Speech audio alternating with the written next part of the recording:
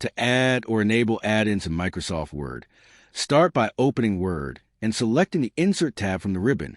Next, click Get Add-ins or Office Add-ins to open Microsoft's Add-in Marketplace, where you can browse available tools and extensions.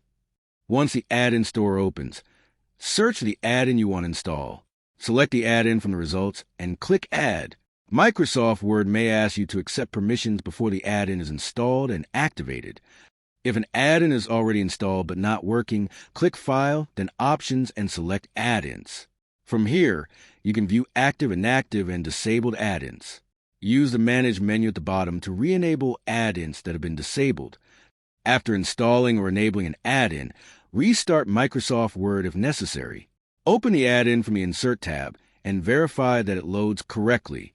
If problems continue, check for Microsoft Office updates and reinstall the add-in if needed. Thanks for watching. Subscribe.